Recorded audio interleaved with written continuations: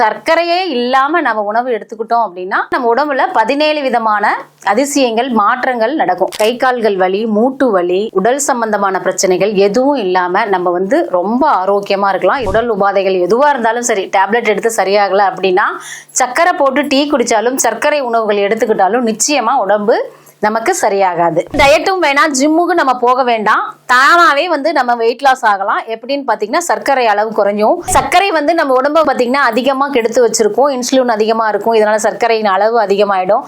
So இதெல்லாம் கட்டுக்குள்ள வச்சிருக்கணும் அப்படின்னா கம்பல்சரி நாம சர்க்கரையை தவிர்ப்பது நல்லது.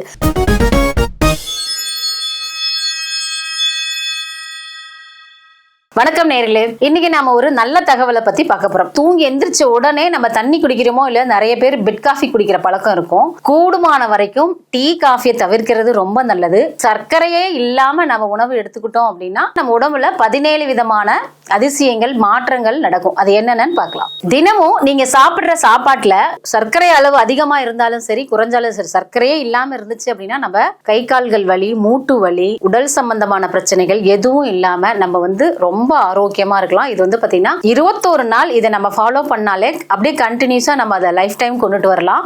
சர்க்கரை இல்லாத உணவுகளை நாம எடுக்கணும்னு சொல்லியிருக்கோம். சுகருக்காகட்டும், வேற ஏதாவது டயாபெட்டிஸ், உடல் உபாதைகள் எதுவா இருந்தாலும் சரி, டேப்லெட் எடுத்து சரியாகல அப்படின்னா சர்க்கரை போட்டு டீ குடிச்சாலும் சர்க்கரை உணவுகள் எடுத்துக்கிட்டாலும் நிச்சயமா உடம்பு நமக்கு சரியாகாது.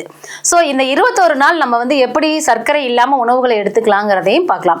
முதல் ஒரு 7 நாள் பாத்தீங்கன்னா கொஞ்சம் சிரமமா இருக்கும். அடுத்து ஒரு 14வது நாள்ல ஓரளவுக்கு உடல்ல நிறைய மாற்றங்கள் வரும்.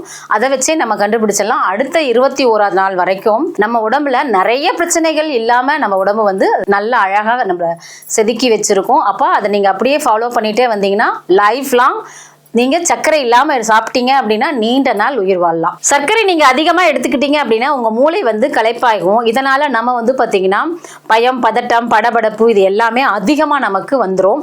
ஸோ மன சுமைகள், இன்னும் மன சோர்வுன்னு கூட சொல்லலாம், இது எல்லாமே நம்ம உடம்புல ஏற்படும். ஸோ சர்க்கரை அளவை கட்டுக்குள்ள வச்சுக்கிறதுக்கு அடுத்து என்ன பண்ணலான்றத பார்க்கலாம். நம்ம உடம்புல பல் சொத்தை அதிகமா ஏற்படுறதுக்கு சர்க்கரை அளவு தான் காரணம். பல்வலி, வாய் துர்நாற்றம் இது எல்லாமே சர்க்கரை நம்ம அதிகமா எடுத்துக்கிட்டா பாத்தீங்கன்னா சாக்லேட்ஸ், டீ, காஃபி இது எல்லாமே நம்மளுடைய பல்லு, ஈறுகள் எல்லாமே பாதிப்பு அடைய வைக்கும். சர்க்கரையை குறைச்சிட்டோம் அப்படின்னா நமக்கு பல்லு, ஈறு எல்லாமே ஸ்ட்ராங் ஆயிடும். அதே மாதிரி வாய் துர்நாற்றமும் வராது. உடல்ல டயட்டும் வேணாம், ஜிம்முக்கு நம்ம போக வேண்டாம், தானாவே நம்ம வெயிட் லாஸ் ஆகலாம். எப்படின்னு பாத்தீங்கன்னா சர்க்கரை அளவு குறைஞ்சும். சர்க்கரை அளவு குறைஞ்சிச்சுன்னா கலோரிகள் கரைக்கப்படும். அதனால நமக்கு கொழுப்பும் கரைஞ்சிரும், வெயிட் தானா குறைஞ்சிரும். சோ சர்க்கரையை தவிர்க்கிறது மிகவும் சிறப்பு. அதே மாதிரியே இதயம் பாத்தீங்கன்னா ரொம்ப ரொம்ப சந்தோஷமா இருக்கும். என்னன்னா சர்க்கரை கொழுப்பு அதிகமா இருக்கும் இதயத்துல. அதே மாதிரி ரத்த அடைப்பு ஏற்படுதுன்னு சொல்றோம் இல்லையா, இது எல்லாமே சர்க்கரையினாலதான் வருது. சோ இதை நாம தவிர்க்கிறது மிகவும் சிரமம். இதெல்லாம் தவிர்த்தோம் அப்படின்னா இதயம் சம்பந்தமான நோய்கள் வராம இருக்கும்.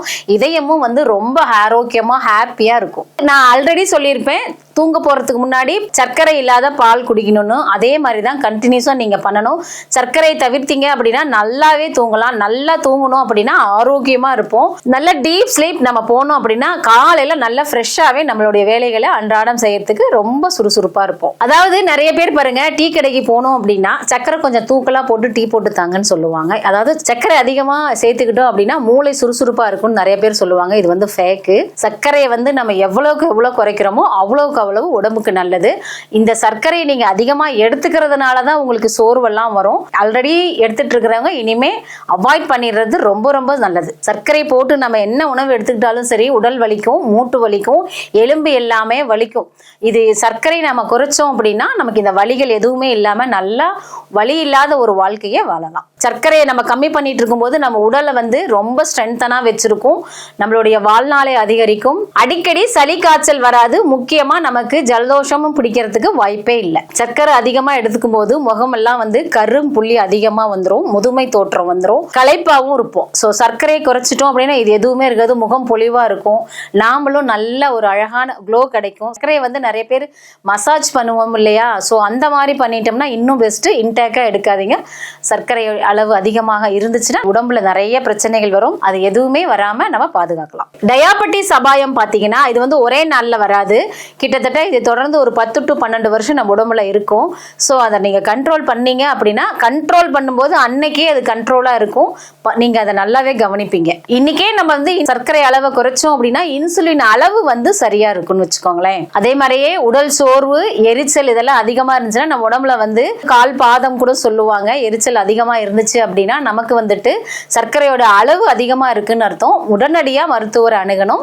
சர்க்கரையை நீங்க செக் பண்ணி கண்ட்ரோல்ல வச்சுக்கிறது பெஸ்ட். உடல் எடையை குறைச்சி ரொம்ப கட்டுப்பாடுல சர்க்கரையோட அளவும் கரெக்டா இருக்கணும் அப்படின்னா நான் சொல்ற இந்த விஷயங்கள்லாம் கம்பல்சரி நீங்க எடுத்துக்காதீங்க. நிச்சயமா நம்ம நல்லா இருப்போம். அதாவது வெள்ளை சர்க்கரையும் எடுத்துக்கூடாது, பனங்கருப்பட்டின்னு சொல்றோம்ல அதுவும் எடுத்துக்க கூடாது, நாட்டு சர்க்கரையும் எடுத்துக்க கூடாது, இளநீர் எடுத்துக்க வேணாம்னு சொல்லியிருக்காங்க. அதே மாதிரி பருப்பு வகைகளையும் எடுத்துக்க கூடாது. பார்த்தீங்கன்னா நம்ம சாப்பிட்ற சாப்பாடு முழுவதுமே சர்க்கரையில் இருக்கிற பொருள்கள் தான் இது எல்லாமே. ஸோ இதெல்லாம் நம்ம நிறுத்திட்டோம் அப்படின்னா கொஞ்சம் கஷ்டமாக தான் இருக்கும். ஒரு 7 நாள்ல இருந்து 14 நாள் கொஞ்சம் அப்படி அப்படியே பழகிடலாம். 21ஆவது நாள் வரும்போது நம்மளோட லைஃபே மாறி இருக்கும், நாமளும் மாறி இருப்போம். பாக்கெட்ல அடிச்சிருக்காங்க இல்லையா ஃபுட்டு, அதுவுமே எடுத்துக்க கூடாது. பழங்கள் நிச்சயமா நம்ம எடுத்துக்க கூடாது. ஸோ பழங்கள் வந்து இனிப்பு விலைகள் அதிகமாக இருக்கிற பழங்களை நம்ம அவாய்ட் பண்றது பெஸ்ட்டு. நைட்ல நம்ம இனிப்பு எடுத்துக்கவே கூடாது. எதுவாக இருந்தாலும் பகல்லே நம்ம சாப்பிட்டுக்கணும், அளவா சாப்பிடணும். ஸ்வீட் இல்லாத உணவுகளை நம்ம எடுக்கிறது பெஸ்ட். சர்க்கரை வந்து நம்ம உடம்ப பார்த்தீங்கன்னா அதிகமாக கெடுத்து வச்சிருக்கோம். இன்சுலின் அதிகமாக இருக்கும், இதனால சர்க்கரையின் அளவு அதிகமாயிடும். ஸோ இதெல்லாம் கட்டுக்குள்ள வச்சிருக்கணும் அப்படின்னா கம்பல்சரி நாம சர்க்கரையை தவிர்ப்பது நல்லது. ஸோ நல்ல ஒரு ஆரோக்கியமான வாழ்வை வாழணும் அப்படின்னா எவ்வளவுக்கு எவ்வளோ நான் சொல்ற பொருள்கள்லாம் தவிர்க்க முடியுமோ அதெல்லாம் தவிர்த்துருங்க. ஆரோக்கியமான வாழ்க்கையை நீங்க வாழ்றதுக்கான ஒரு வழிவகைகளை இன்னைக்கு நீங்க தெரிஞ்சிருப்பீங்கன்னு நான் நினைக்கிறேன். நாளைக்கு வேற ஒரு பதிவுல உங்களை நான் வந்து சந்திக்கிறேன். அது வரைக்கும் உங்களிடமிருந்து விடைபெறுவது உங்கள் வசந்தி. நன்றி. ஆரோக்கியமாக வாழ்வோம், ஆரோக்கிய யுகம் அமைப்போம். மறக்காம நம்ம யோகம் வெல்னஸ் சேனலை ஃபாலோ பண்ணி வச்சுக்கோங்க.